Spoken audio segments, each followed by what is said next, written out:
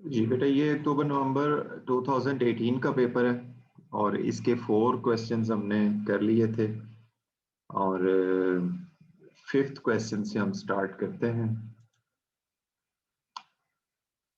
5th में वो कह रहा है जी, Kareena is taking her computer science examination. She has 3 questions to answer about output devices.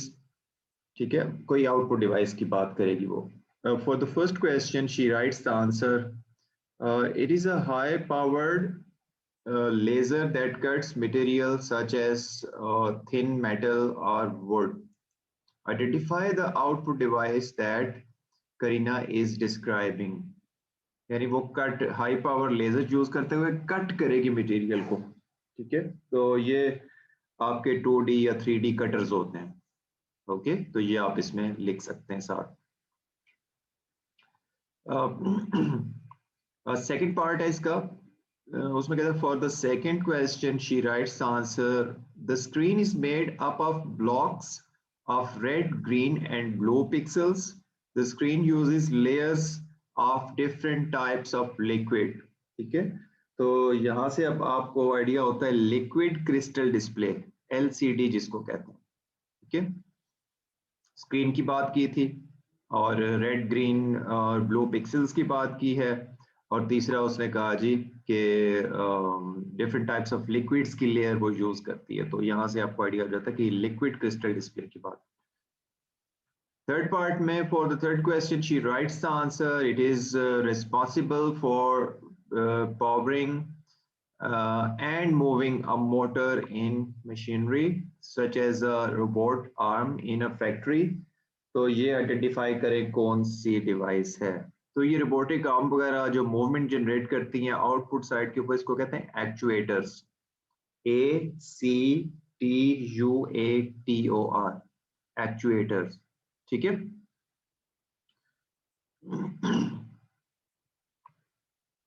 उसके बाद जी बी पार्ट में Kareena correctly answers another examination question about some more output devices. 5 different terms have been removed from her answer.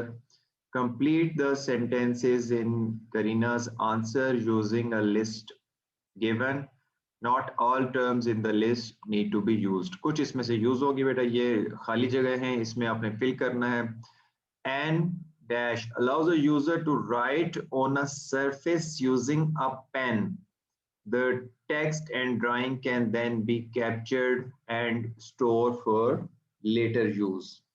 जी, एक pen use करते हैं और एक surface के ऊपर लिखते हैं और बाद में आप उनको स्टोर भी कर सकते हैं। तो ये होता है जी इंटरएक्टिव व्हाइट बोर्ड।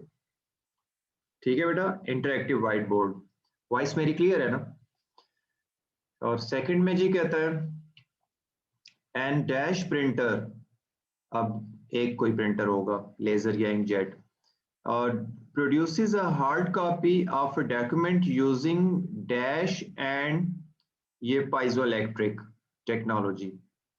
तो ये कौन सी होती है? ये होता है जी इंकजेट प्रिंटर होता है, जिसके अंदर ये 2 टेक्निक यूज करता था, थर्मल बबल एंड पाइजोइलेक्ट्रिक। ठीक है, ये 2 टेक्नोलॉजी यूज होती है। थोड़ा सा उसने हिंट दे दिया था तो जिससे आइडिया हो गया। A dash printer uses a dash drum and positive and negative charges to produce a hard copy of a document। ठीक है, कौन सा ड्रम? Rotating drum. उसके अंदर आप देखो तो रोटेटिंग की ऑप्शन मौजूद है। ठीक है, तो ये बेटा हो गया क्वेश्चन। क्वेश्चन 6 की तरफ आते हैं। Many programmers write computer programs in high level languages. The programs need to be translated into machine code to be read by the computer. State 2 types of translator that can be used. अब ये आप लोगों के लिए बहुत आसान सा है, कंपाइलर एंड इंटरप्रेटर। ठीक है, याद है ना ट्रांसलेटर्स हाई लेवल लैंग्वेजेस को जो ट्रांसलेट करते थे। Okay, explain 2 reasons why a computer programmer may choose to write a program in a high level language rather than a low level language। comparison करना है कि वो क्यों उसको पसंद है हाई लेवल लैंग्वेज? बहुत सारी रीजन है बेटा, उसमें से एक तो ये है कि it is high level language is closer to the human language, so it is easier and quicker to write code, ठीक है, it is easier to debug as well. तो ये इसमें, और अगर आपने लिखना है तो ये आप लिख सकते हैं जी जनाब के the program can be used on many different platforms, ठीक है। आप यानी कि यहाँ पे प्रोग्राम लिखा है किसी और सिस्टम के ऊपर, कोई और ऑपरेटिंग सिस्टम है, वहां पे जाके आप उसको रन कर सकते हैं, ठीक है। और ये आपको इसी बहुत सारी रीजन है बेटा, उसमें से आप ये दो लिख सकते हैं। 3 examples of a computer code are given in the table. Take to show whether each example of a computer code is high level language, assembly language or machine language. जी फर्स्ट कोड क्लियरली आपको लग रहा है जी, क्योंकि 1 0 और 0 1s की form में है, तो ये क्या होना चाहिए, मशीन लैंग्वेज है, ठीक है। और ये जो होता है ये होता है जी हाई लेवल।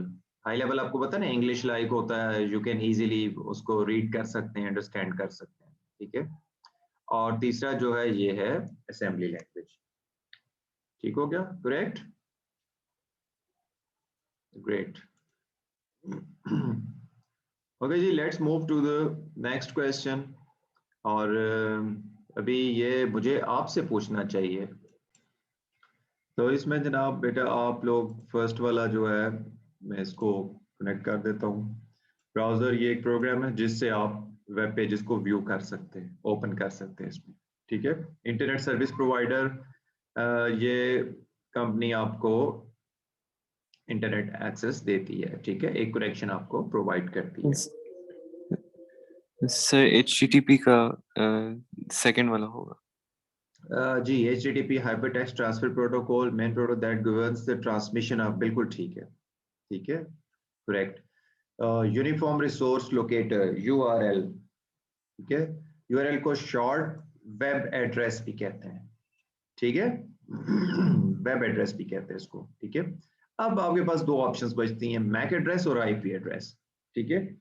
अब मैक एड्रेस क्या होता था, ये जो मैंने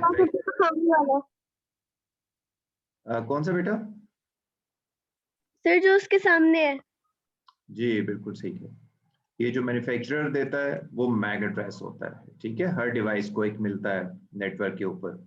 और IP एड्रेस होता है कि हर डिवाइस को मिलता है जब भी वो नेटवर्क के साथ या इंटरनेट के साथ कनेक्ट होता है, तो फिर आपको उसको IP एड्रेस मिलता है, ठीक है। तो IP एड्रेस हर मर्तबा चेंज हो सकता है, लेकिन MAC address remains the same. तो ये these were the correct options, ठीक है। आगे जी कहता है describe the purpose of an interrupt in a computer system, क्या होती है। अच्छा पहले आपको पता हो बेटा इंटरप्ट होता क्या है, ठीक है।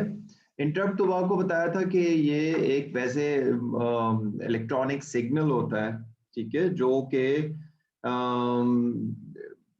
प्रोसेसर की अटेंशन गेन करने के लिए ये कोई भी डिवाइस जनरेट करती है, ठीक है। तो इसमें जनाब आप कह सकते हैं कि ये एक सिग्नल है that can be send from a device, ठीक है ना, that is attached to a computer. और इसके अलावा जनाब it can stop the current process, ठीक है, या it can pause the current process. और इसके बाद क्या होता है, इसमें एक प्रोग्राम होता है जिसको कहते हैं ISR, इंटरप्ट सर्विस रूटीन, ठीक है। तो वो क्या करती है, वो हैंडल करती है, या उसको इंटरप्ट हैंडलर भी कहते हैं, ठीक है, वो दैट इज अ प्रोग्राम। तो वो हैंडल करता है इन इंटरप्ट्स को, और after the interrupt is serviced, so जो द करंट जो प्रोसेस था, जो प्रीवियस प्रोसेस चल रहा था, दैट इज कंटिन्यूड, ठीक है, ओके। तो इसमें जनाब आप कोई एग्जांपल एक आध दे सकते हैं, फॉर एग्जांपल जी प्रिंटर आउट ऑफ पेपर, ये इंटरप्ट होगी, ठीक है। तो ये जी, तो ये एक इलेक्ट्रॉनिक सिग्नल है, ठीक है, जो कि कोई डिवाइस जनरेट कर सकती है. It can be generated by a software, it can be generated by a hardware. Basically its purpose is to get the processor's attention, so it can stop the currently running program or an interrupt service routine. एक program है that handles these interrupts, ठीक है.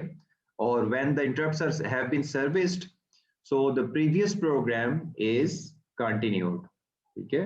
Example आप दे सकते हैं, for example paper, printer out of paper, ठीक है. So that's enough for 4 marks.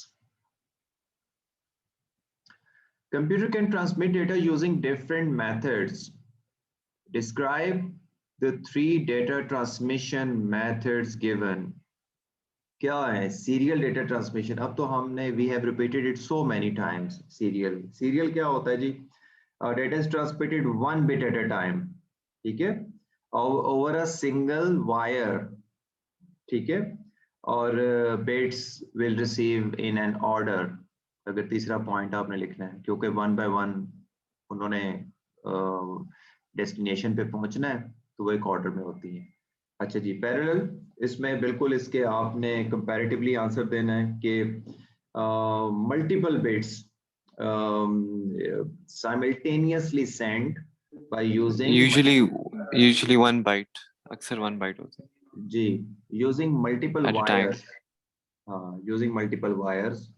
और इसमें बिट्स का ये हो सकता है कि बिट्स में रीच आउट ऑफ ऑर्डर, ठीक है, ये इसमें का प्रॉब्लम आ सकता है. ड्यूप्लेक्स डेटा ट्रांसमिशन, ये भी आपको अब पता है जी. ड्यूप्लेक्स होता है जी कि data is transmitted in both directions at the same time, ठीक है. ये 2 पॉइंट के लिए काफी है.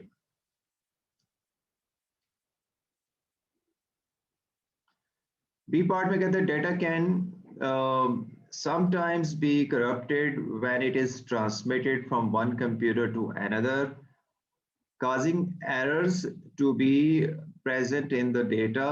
Identify and describe 3 methods of error detection that could be used to see if an error has occurred. Error detection method 1.